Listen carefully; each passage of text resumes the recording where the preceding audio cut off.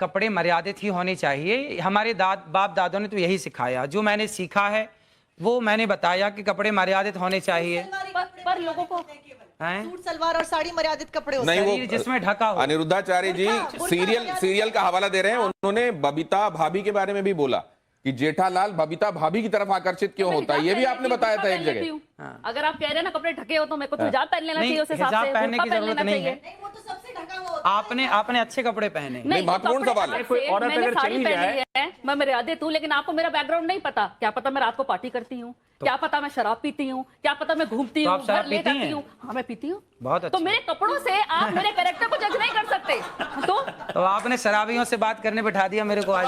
नहीं बात असल में ये है। शराब, एक मिनट, आप अपनी भाषा का मर्यादा रखें। आप अपनी भाषा का मर्यादा रखें। शराब पीने वाला शराबी नहीं होता। पहले आपको एक बात ये भी मैं मानवी जी बताता हूँ क्या करते थे शिव जी, क्या करते? एक बात मैं आपको बताता हूँ। नहीं एक सेकंड। बहुत सारे लोग जो एडिक्ट थे, मानवी जी आप इसकी तारीफ करेंगी शायद, आप इस बात की शायद प्रशंसा करेंगी कि अनिरुद्धाचार्य जी के आह्वान पर बहुत सारे लोग जो एडिक्ट थे, शराब के चक्कर में उन्होंने घर बार बेच दिया था, बच्चे उनके सड़कों पर आ गए थे, उनके आह्वान पर उन लोगों ने शराब छोड़कर, नशा छोड़कर, तंबाकू छोड़कर और अब अध्यात्म की राह पकड़ी है। क्या ये बात स्वागत योग्य है मानवी जी? कहीं ना क्या ये बात स्वागत योग्य है? आप लोग क्या कहते हैं? अगर स्वागत योग्य है तो इस पर ताली बजनी चाहिए।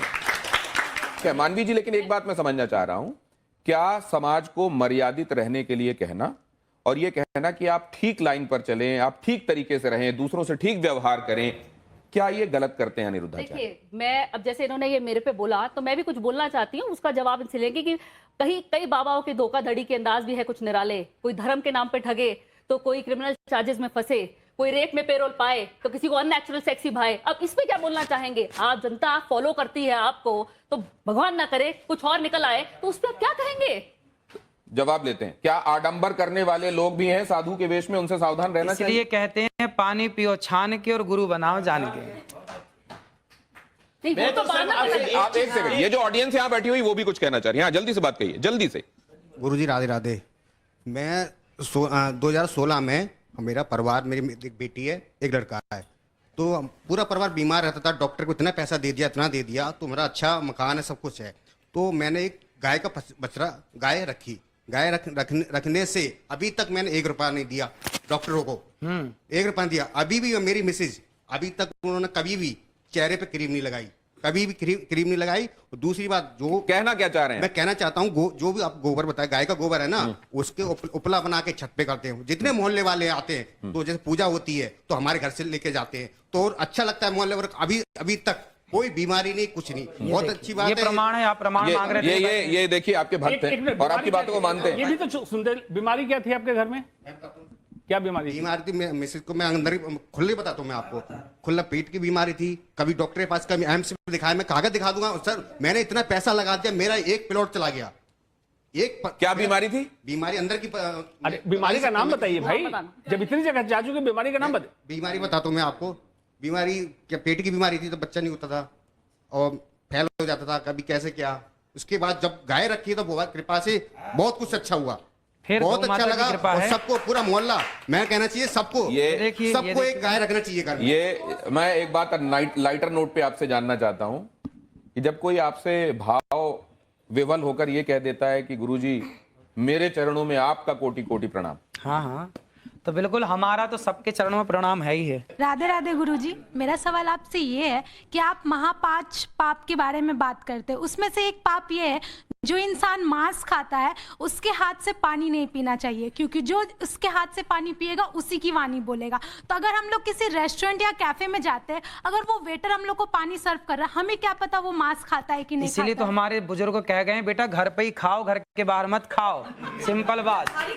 अच्छा, एक नहीं तो ये जो बातें हैं वो शास्त्र सम्मत हैं, इसलिए मानना चाहिए, या व्यवहारिक भी हैं इसलिए हम उनको लागू कर सकते हैं? आहार शुद्धौ सत्य शुद्धौ लिखा है। तो खेती भी घर पे कर लेनी चाहिए, क्योंकि सब्जी घर पे ही तो होती है खेती बेटा। संभव नहीं है आज के परिवेश बेटा घर पे ही तो होती है ना खेती। देखो लाखों लोगों की शराब छूट गई मेरे कहने से। बहुत अच्छी बात। लाखों लोगों के घर बस गए। कितने पति पत्नियों के झगड़े होते थे, कथा सुनने के बाद वो पति पत्नी बिल्कुल प्यार से रहने लग गए। सास बहू के झगड़े होते थे, कितना डिप्रेशन था, सारा डिप्रेशन खत्म हो गया। और आज आपको बताऊं कि गौरी गोपाल गुरुकुल में 150 बच्चे पढ़ते हैं। जो बच्चे असमर्थ हैं, माँ बाप जिनको पढ़ा नहीं सकते, किसी की माँ नहीं है, किसी का पिता नहीं है, ऐसे 150 बच्चे वहाँ रहना, खाना, पढ़ना, लिखना सब फ्री है। बच्चियां भी हैं। एक बात और 150 बच्चे पढ़ते हैं आपको वहाँ। देखता हूँ कि आप गायों के पैर दबा रहे होते हैं और वो बड़े स्नेह से आपको चाट रही होती हैं, वो भी दुलार रही होती हैं आप। मैंने देखा 400 वृद्धाओं गौ को, माता है, 285 वृद्ध माएं हैं जिनके ये बच्चों ने वृद्ध घर से माएं, निकाल इनके बारे रखा में बताएंगे किस किस सोशियो इकोनॉमिक अभी कैटेगरी से आपने आती एक हैं? बात कही थी, गौरी गोपाल गुरु आश्रम में एक वृद्ध माँ है जिनका बेटा अमेरिका में आंखों का बहुत बड़ा डॉक्टर है और वहां उसका हॉस्पिटल है। रहने वाला भारत का है पर अमेरिका शिफ्ट हो गया, अब उसने एक हॉस्पिटल बनाया आंखों का। और विडंबना देखिए कि उसकी माँ गौरी गोपाल में रहती है और उस माँ को भी संयोग से आंखों की दिक्कत है।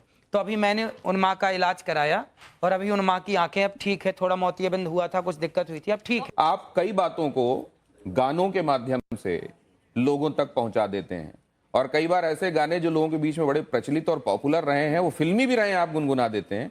कुछ ऐसा इनके लिए जरा आप कर देंगे? बड़ी देर से आपकी राह सब देख रहे थे, आपको आने में थोड़ा सा टाइम भी कौन लगा। सा गाना सुना दे आप जो सुनाते हो और जिसमें कोई मैसेज हो। इतनी कृपा सांवरे बनाए रखना, इतनी कृपा सांवरे बनाए रखना, मरते दम तक सेवा में लगाए रखना, इतनी कृपा सांवरे बनाए रखना, मरते दम तक सेवा में लगाए रखना, इतनी कृपा। ये तो आपने सांवरे के लिए लिखा हुआ भजन, वो जो देशज में लिखा हुआ है वो सुनाया। कोई फिल्मी सुना दीजिए, आप फिल्मी भी सुनाते हैं बहुत।